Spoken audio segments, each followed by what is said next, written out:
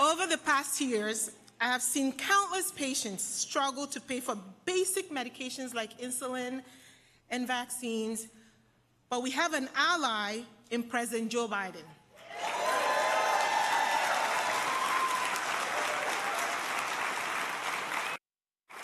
The $35 insulin program and the no-cost vaccine program have been lifelines for patients through his Inflation Reduction Act. So that's awesome. That is awesome. Also, through President Biden's work to improve our economy, we've been able to create new jobs in my business, helping other members of our community to obtain gainful employment.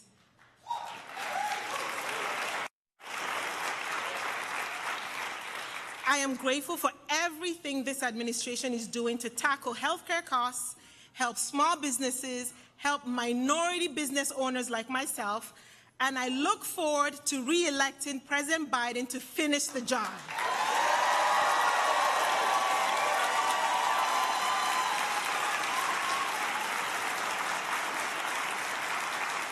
So now, everyone, it is my honor, my pleasure, to introduce to you the First Lady of the United States, Dr. Jill Biden,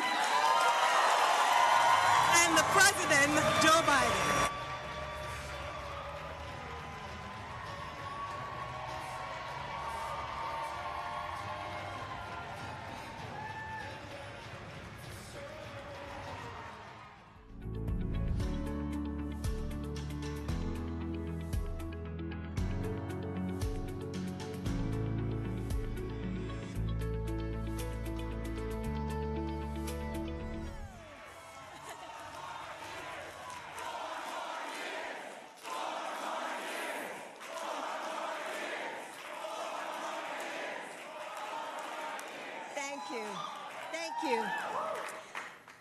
Thank you, Dr. Moma, for that introduction and for sharing your story with us.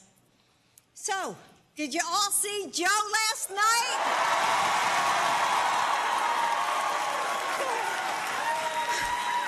Wasn't he on fire? I was so proud of him. You know, he gave such a strong speech and set out a clear vision of where we've been and where we're going.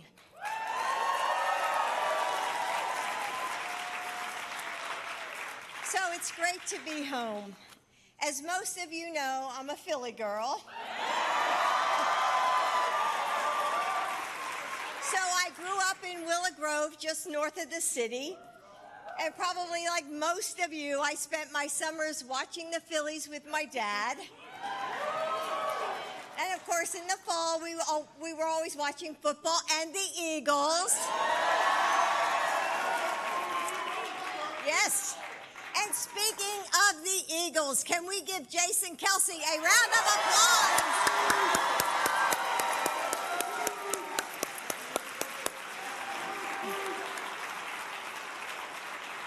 We're gonna miss him, aren't we?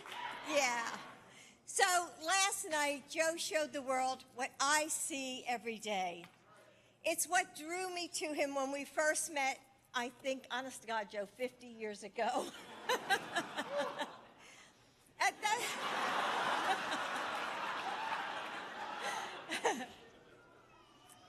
At that time, he was a heartbroken father who had endured unspeakable tragedy, but he was, you know, keeping it together for our family.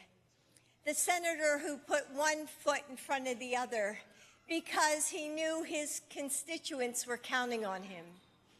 The man who placed his faith in a power greater than himself, because when you go through that type of pain, there's no choice but to recognize your powerlessness in the face of God's providence. Joe rebuilt our family with compassion, love, and strength. And as your president, he's rebuilt our nation with that same character.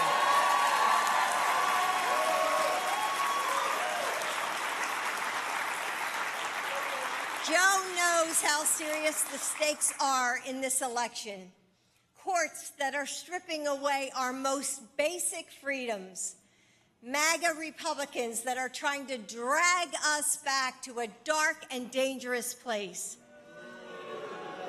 Extremists waging battles over our bodies, our choices, and our futures. We are the first generation in half a century to give our daughters a country with fewer rights than we had. Joe is working tirelessly to defend our freedoms, our future, and our democracy.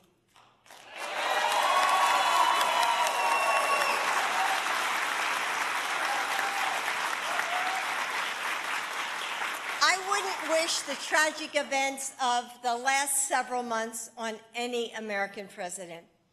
But I'm so grateful that Joe is our president during these uncertain, tumultuous times.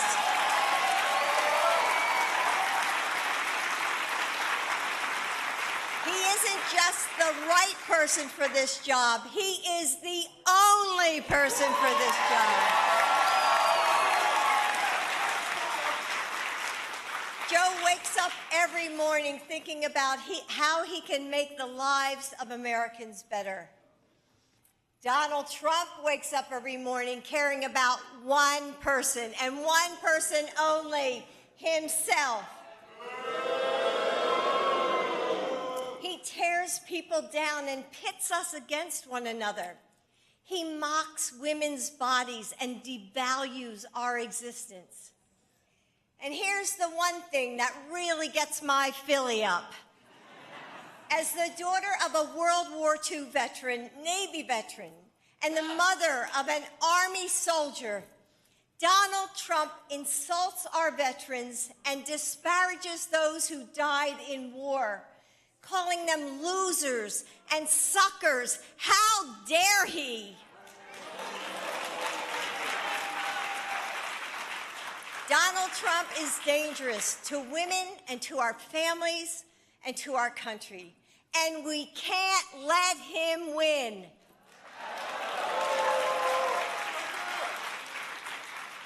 We can't wake up the day after the election like we did in 2016, terrified of the future ahead of us, thinking, oh my God, what just happened?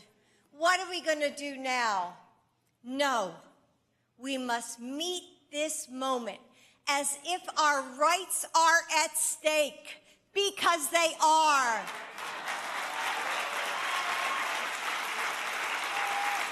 As if our democracy is on the line, because it is. We must re-elect Joe Biden and Kamala Harris.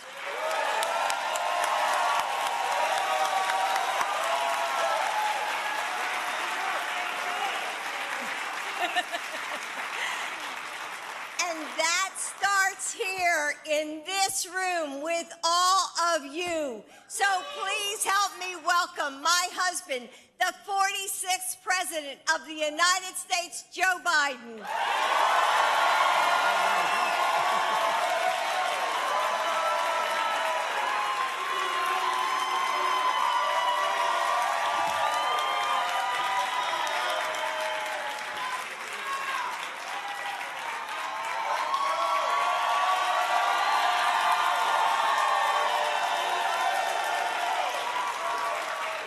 I think I should go home now. Hello, Delco. I'm Joe Biden. I'm Jill Biden's husband. And thanks to the elected officials here today, including someone I keep telling her I think we're related. Our families come from the same county in Ireland. Representative Scanlon, where is she? There you are. You're doing a hell of a job representing this district.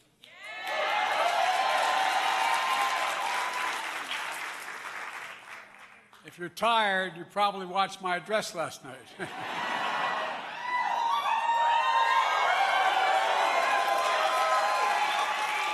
I got my usual warm reception from Congressman Marjorie Taylor Greene.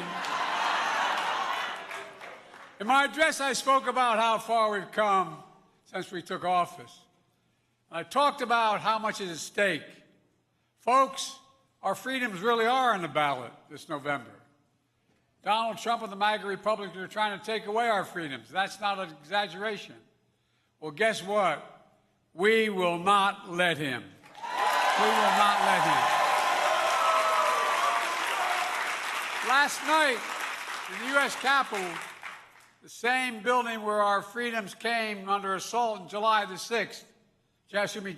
6th, we talked about another Alabama. 14 months ago, she and her husband welcomed a baby girl thanks to another Alabama, thanks to the miracle of IVF. She scheduled treatments to have a second child, but the Alabama Supreme Court shut down IVF treatments across the state, unleashed by the U.S. Supreme Court decision overturning Roe v. Wade. She was told her dream would have to wait. What her family has gone through should never have happened. And folks, do you know why it happened? I'll tell you why. One reason, Donald Trump. He came to office determined to overturn Roe v. Wade. In fact, he's bragged about it repeatedly, that he's the reason it got overturned. He got his wish. And states are passing bans, criminalizing doctors, forcing rape and incest victims to leave their state to get care. And now, MAGA Republicans and Donald Trump want to pass a national ban on the right to choose, period. Well, take it seriously, folks, because that's what they're still heading for. Hear me loud and clear. This will not happen on my watch. The decision to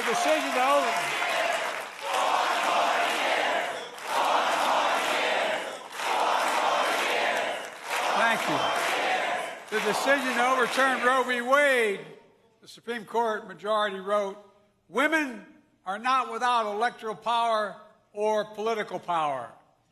Clearly, these bragging... Anyway.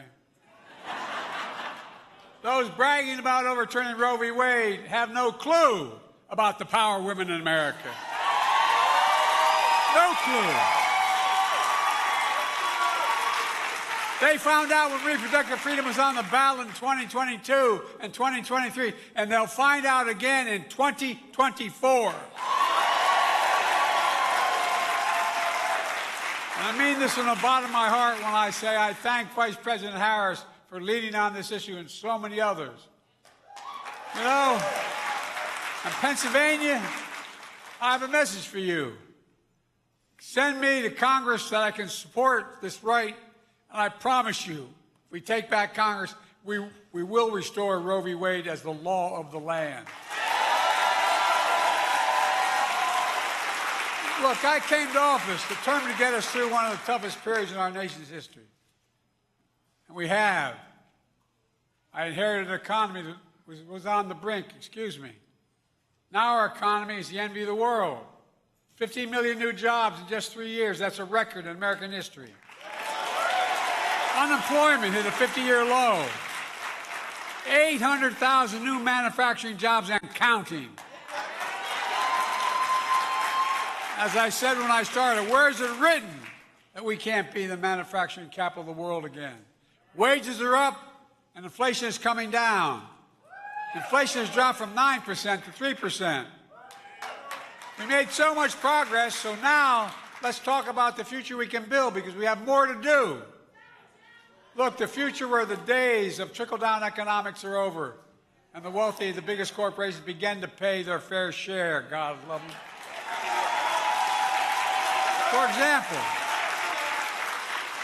Americans pay more, as the pharmacist can tell us, the doc can tell us, for prescription drugs than anywhere else in the world. It's wrong. And I've been fighting the pharmaceutical industry since I was in the Senate for over 30 years. But guess what? We're ending it. When the law I proposed and signed, no one, not one Republican voted for it, but we finally beat Big Pharma.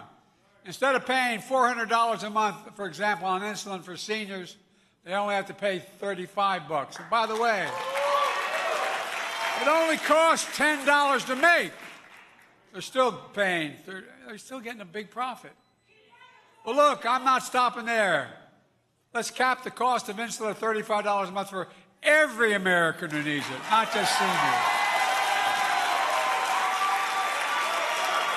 I finally beat Big Pharma, and now we're giving Medicare the power to negotiate lower prices for prescription drugs, just like the VA does for our military. This doesn't just save seniors money, it's saving taxpayers billions of dollars, cutting the deficit. Now it's time to give Medicare the power to negotiate lower prices for even more drugs.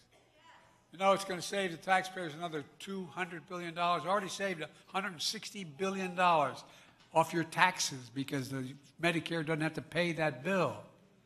Folks, starting next year, the bill I got passed, we're capping the total prescription drug cost for seniors on Medicare at $2,000 a year, even for expensive cancer drugs that cost $10,000, $12,000, $14,000, $15,000 a year. And my goal next year, let's do that for all of America. All of America. Let's cap prescription drug costs at $2,000 a year for everyone. And folks, the Affordable Care Act is still a very big deal. Over 100 million Americans can no longer be denied health insurance because of pre-existing conditions. But Donald Trump has announced he wants to repeal the Affordable Care Act. His Republican colleagues tried 49 other times in the last since Obamacare was passed. It's not going to happen on my watch. Look, I'm also working to bring down the cost of housing. I'm proposing an annual tax credit that will give Americans $400 a month over the next 2 years to put toward their mortgage if they are buying for the first home or if, in fact, they're moving to a larger place because they're afraid they're going to lose the mortgage rate they have. But guess what? I can't guarantee it, but I bet you those rates come down more because I bet you that little outfit that sets interest rates is going to come down. It's going to come down. And folks, we're cracking down on big landlords who break antitrust laws by price fixing and driving up rents. Now Congress needs to pass my plan to build and renovate 2 million affordable homes and apartments and bring those rents down.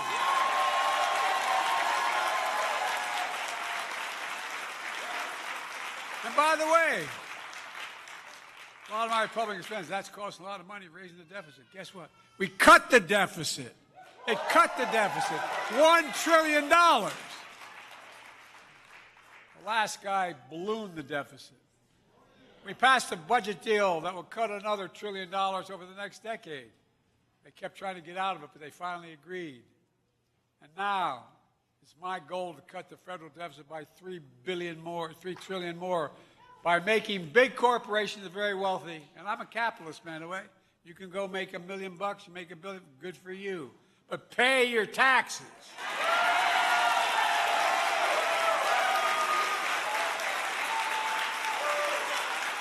We have 1,000 billionaires in America. 1,000. Guess how much what their tax rate is? 8.3%. Anybody want to change the tax rate with them? Think about that. 8.3%. Billionaire.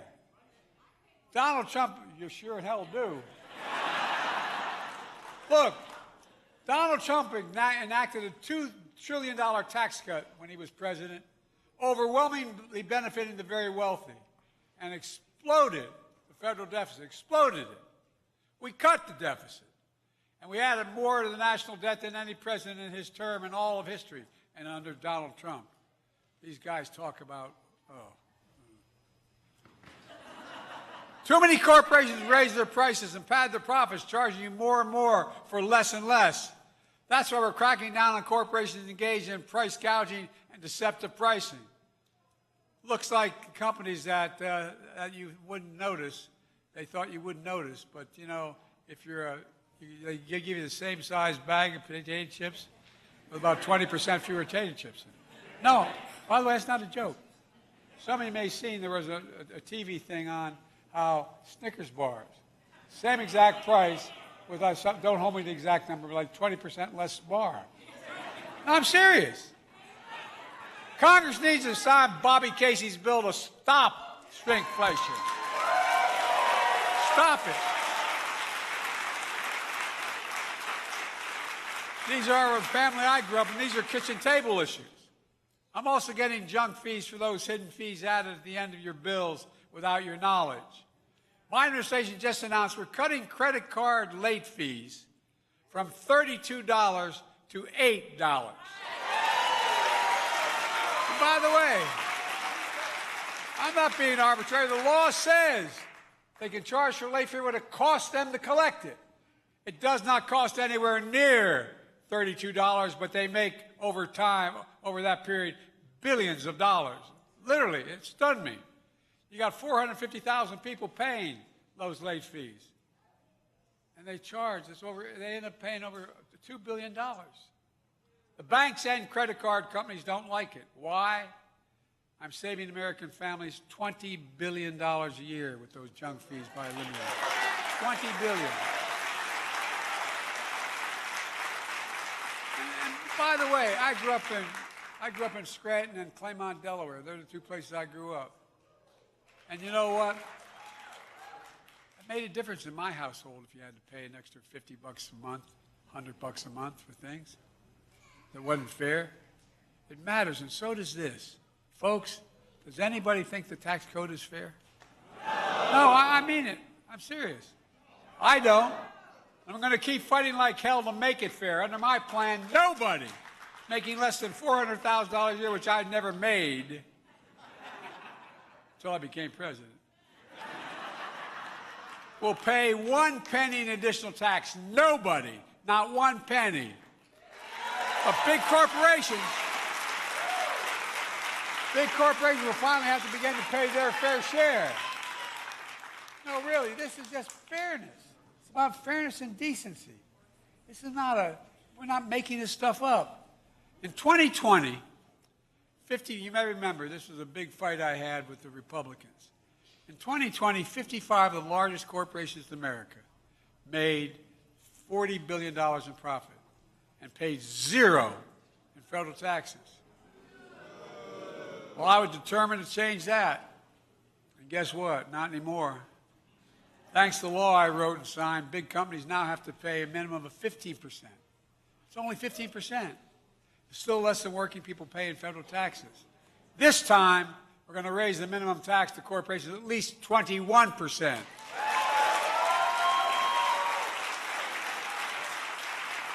And so every billion-dollar corporation finally begins to pay their fair share. Look, I want to end tax breaks for big pharma, big oil, corporate jets, massive executive pay that gets deducted. Look, as I said, there are 1,000 billionaires in America, and their federal tax rate is 8.2%. I said 3 before.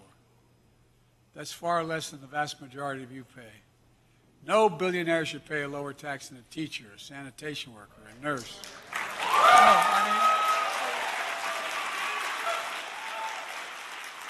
that's why I proposed not the highest tax, the minimum tax of 25% for billionaires.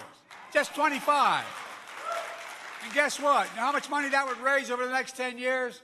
$500 billion.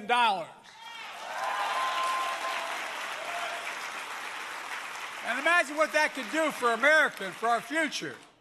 It could cut the deficit. It could provide for child care. I mean, there's so much that we need to do and not raise the deficit. Let's invest in, and let's continue to invest in the future by confronting the climate crisis, not denying it. I don't know. Since I've been president, I've gone with all the folks from my administration. I've flown over those wildfires out west and in the northwest and the southwest. I've literally in a helicopter, all of them. And guess what? It's burned down more timber, more housing than comprises the entire state of Maryland. We're taking the most significant action on climate ever in the history of the world. They said I couldn't get it passed. We got $369 billion passed for climate change. And still cut the deficit. And America's safer today than I took office. The year before I took office, murder rates went up to 30% nationwide, the biggest increase in American history under the last guy. And now, through the American Rescue Plan, which every Republican voted against, I might add, I've made the largest investment in public safety ever. Last year, murder rates saw the sharpest decrease in history. Violent crime fell to one of the lowest levels in more than 50 years. I'm ramping up federal enforcement for the Violence Against Women Act, which I proudly wrote, so we can finally end the scourge of violence against women.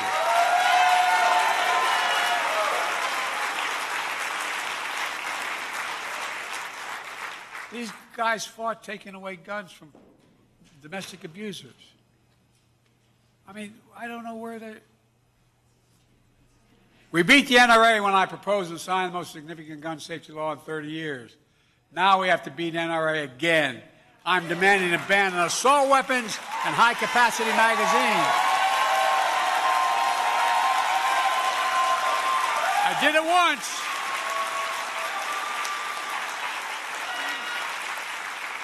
And pass universal background checks. Repeal the immunity that protects gun manufacturers. Look, imagine if tobacco had the same limitations, companies, that gun manufacturers. The only major corporation in America, industry in America that you cannot sue is gun manufacturers. Think about that. Imagine if that had been the case with tobacco. How many more people would be dying of cancer? Look, there's a lot more to say, but I'm keeping you standing too long. I know. I know.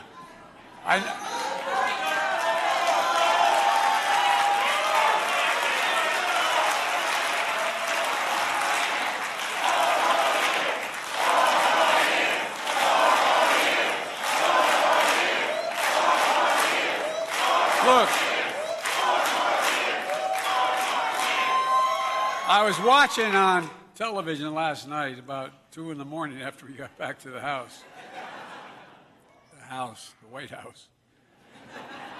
Still hard to think of it as home. I had the TV on, and there was a Fox News commentator saying, you know, Biden is changing from trickle-down economics to build from the middle out and the bottom up. It's going to ruin America. Ruin America. We have the strongest economy in the world right now. Like I said, and I mean this sincerely, I believed it my whole career, finally got it done. If we focus on the middle class, first of all, they're the heart and soul and sinew of the country. If you focus on them and give them an even chance, the poor have a way up, and the wealthy still do very, very well. Still do very well. As I said, I'm a capitalist.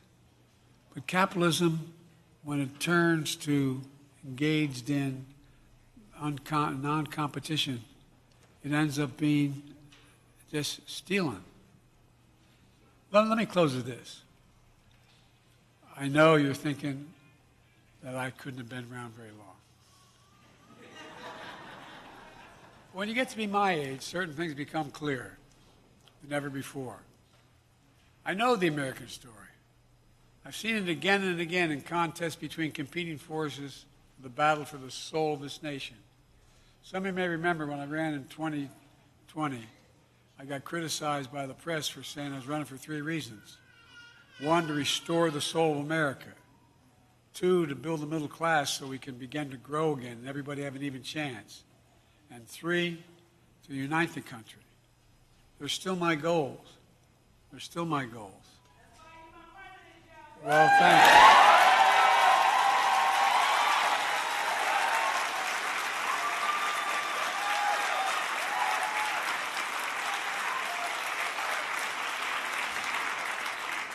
Because the soul of the country is who we are. Look, you know, did you ever think, those of you who are over 40, did you ever think we'd be in a situation where we talk to each other like we talk these days? Why you see things that we see that no matter how tense things were, and they were really tough in other parts of our history, where you ride down the street and there was a Trump banner with a FU on it and a 6-year-old kid putting up his middle finger. Did you ever see, no, I'm serious. Did you ever think you'd hear people talk the way they do? Look, it demeans who we are. That's not that's not America. Those of us who want to pull America back into the past and those who want to move it into the future. My lifetime has taught me to embrace the future. I mean it sincerely. Freedom, democracy, a future based on the core values that have defined America: honesty, decency, fairness, equality, just treating people just fairly. No, I really mean it. We don't always live up, but that's the American creed. Donald Trump sees the story differently. He sees a story of resentment, revenge, retribution. I've been working like hell to unite Europe, NATO, and make sure Ukraine doesn't get crushed by this dictator in Russia.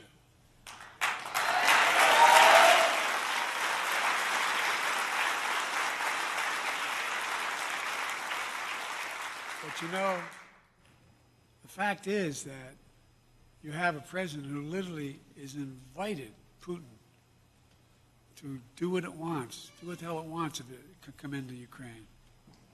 He thinks Putin is a strong, basically he's a decent guy. You know who he's meeting with today and down in Mar-a-Lago? Orban of Hungary, who stated flatly he doesn't think democracy works. He's looking for dictatorship. The only member of NATO. That's who he's meeting with. I see a future where we defend democracy, not diminish it. I see a future where we defend our freedoms, not take them away. I see a future where the middle class has a fair shot and the wealthy pay their fair share. And I see a future where the planet move from the climate crisis in our country away from the gun violence that we have so much of. I see a future where America remains the beacon of the world. I've been doing foreign policy since I was a kid in the Senate. I was chairman of the Foreign Relations Committee. And I've gone now, I spent over almost 200 hours with the leaders of Europe, the heads of state. I know them all. I've known them well. And guess what? You know what every one of them says to me, virtually except Orban? I'm serious. As we leave these meetings, well, indirectly, they grab my arm and they pull me aside. I'm serious. They pull me aside and say, he can't win again. Because my democracy, meaning their country, my democracy is at stake. My democracy is at stake.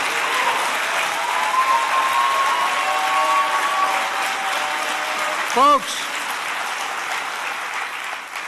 above all, I see a country for all Americans, a future for all of Americans, a presidency for all of Americans. Because I believe in America, I believe in you, the American people. We just have to remember who in hell we are. We are the United States of America. And there's nothing beyond our capacity if we do it together. Thank you for taking the time to be here. Thank you.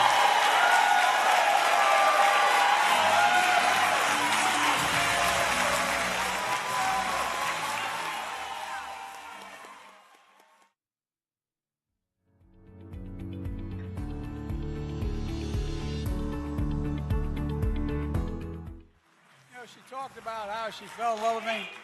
I had to ask this woman 5 times to marry me. 5. And finally, the 5th time, I was down in South Africa trying to see Nelson Mandela when I was a senator. I came back to her apartment in Wilmington, Delaware, and I got off the plane. I knocked on the door. I said, Jill, you got my Irish up. I'm asking you one more time. Only one more time. Not when, but will you marry me? She goes like this. Okay. I tell you what, she did it. Married a Philly girl.